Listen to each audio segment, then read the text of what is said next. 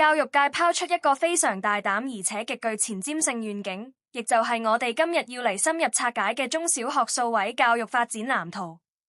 我哋一步一步睇清楚呢場將人工智能帶進每一間教室嘅教育革命到底會點樣實現。講到人工智能要大舉進入校園，相信好多家長同老師心裏一定會冒出個大問號：機器會唔會取代老師呢？小朋友會唔會變得過度依賴電腦？會唔會以後唔識用腦呢？大家放心，畫面上呢句話就係整份藍圖嘅定海神針。堅持人腦為主，電腦為輔。大家大可放心，人工智能扮演嘅就只係一個超級助手，人類嘅批判性思考、創造力，仲有正確嘅價值觀依然係穩佔主導。科技係嚟幫忙嘅，絕對唔係嚟取代我哋嘅掌門人。大家睇睇呢4條撐起整份藍圖嘅支柱，每一條都環環相扣。第一，將焦點放喺學生身上，培育數位素養。第二，支援老師加強專業培訓。第三，升級軟硬體設備，打造智慧校園。最後第4點，推動家庭、社區以及跨界別嘅協作。呢4點拼湊起嚟就形成一個非常完整健康嘅數位轉型生態圈。要將呢個生態圈推行好，站在第一線嘅老師們會得到點樣嘅支援呢？請大家留意呢個數字30。藍圖裏明確規定，每位老師喺每3年嘅持續專業發展週期裏面，必須要完成最少30個小時與數字教育有關嘅培訓，確保老師嘅技能可以與時俱進，成為孩子最稱職嘅數位領航員。接下來呢個數字一樣重要，5萬。政府每年會提供不少於5萬個數字教育專業發展培訓名額，從最基礎嘅人工智慧素養一路到高階嘅人工智慧領導，通通都有得學。從呢點完全可以睇出當局推動教育數位化嘅決心。老師絕唔係孤軍奮戰，藍圖仲提供咗執行計劃最需要嘅資源，就係跨學科使用人工智能嘅例子。中國歷史課為例，以前我哋上堂大概就係望實課本死記硬背貞觀之治，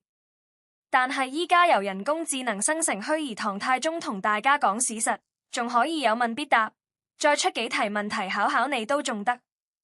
學生最緊要係學識點樣運用提示詞，亦就係所謂嘅 prompt 去直接跟皇上對話問問題，咁樣嘅互動點子超好玩。更重要嘅係佢完全激發學生主動去探究歷史嘅好奇心，簡直就好似搭上時光機一樣。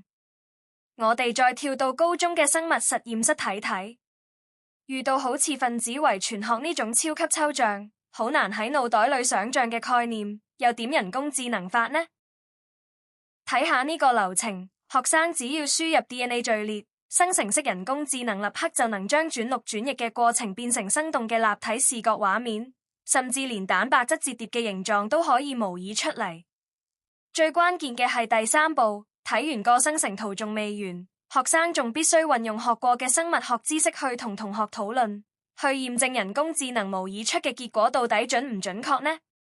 呢個教法可以講係完美示範科技應該如何用嚟推動深度嘅科學探究。除咗學科上嘅創新之外，人工智能仲有一個超級暖心嘅應用，就係促進教育公平。對於有特殊學習需求嘅同學，譬如係小肌肉控制比較弱、寫字有困難嘅學生，依家可以用人工智能語音輔助工具將佢哋講出嚟嘅話直接轉換成文字，徹底打破身體上嘅限制，俾佢哋無障礙咁揮灑創意，表達腦入面豐富嘅才華，完全係科技向善嘅體現。不過凡事都有兩面，人工智能好勁，大家肯定會思疑學生會唔會利用嚟作弊，會唔會盲目相信人工智能產生嘅所謂幻覺。大家嘅擔憂教育局都有照顧到，佢特別推出呢份中小學人工智慧素養學習架構，最大嘅重點就係要從孩子仲細嘅時候就系統性培養佢哋嘅科技知識以及正確價值觀，